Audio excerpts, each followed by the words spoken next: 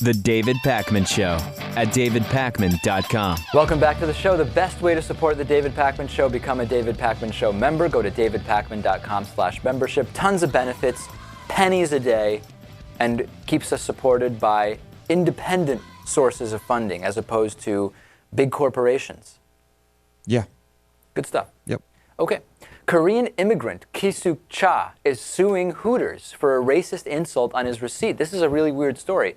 He's suing for $150,000, and as you can see in this receipt, maybe you can, maybe you can't. At the top of it, it says Chinx, spelled with an X, which is odd. And this was in the middle. This was delivered to him. This receipt was given to him just minutes after he saw a lot of the Hooters girls pointing and laughing at him, apparently. Here's a little bit of an interview with Mr. Cha. Let's take a listen. They're self-described tacky Hooters girls tasked with delivering wings and beer. But one customer is now suing this Fresh Meadows franchise, saying the ladies here served up a lot more than just food. She gave me a receipt, and it said that the word on it. A derogatory term for Asians that was written right here in black and white on his receipt. It accompanied his takeout order back in July. He was so offended, he says he went home, threw out his food, and hired an attorney. Okay, so let's hear what the attorney has to say. I want to hear that. Not what we're all about, especially when we're here in New York City. That woman who typed in the racial slur was a 20-year-old hostess who actually used another employee's ID to place that takeout order. Okay, so there it is. So, you know, what's incredible here is that if you're going to be racist and put racist stuff on receipts and try to make a joke out of it, at least use the right term, because this guy's Korean.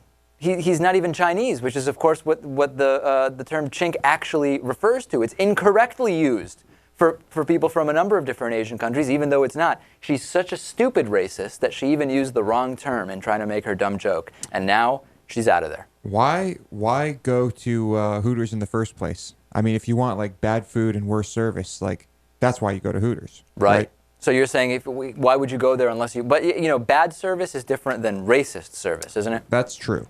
That's true.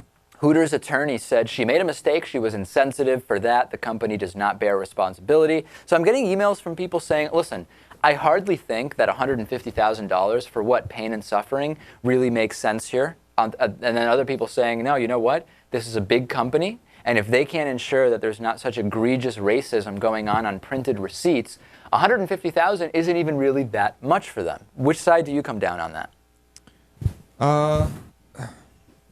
This is tough. I really don't know.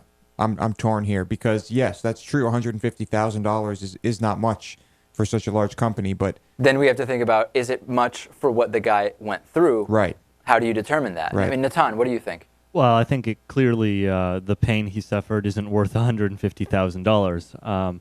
What I think is that the logical thing, if he's disinterested and simply wants to bring this issue to light, is to have a discussion about it and to bring it into the media like we're doing right now. But $150,000 for one night of being angry, I don't think it's worth it. All right. What do you think? $150,000? Too high? Too low? Should it be a non-monetary thing? Like, for example, he gets free food at Hooters for a year, like in that infamous Kramer Seinfeld episode where Kramer, before even hearing about the $50,000 for the hot coffee lawsuit, accepts just free coffee. Yeah.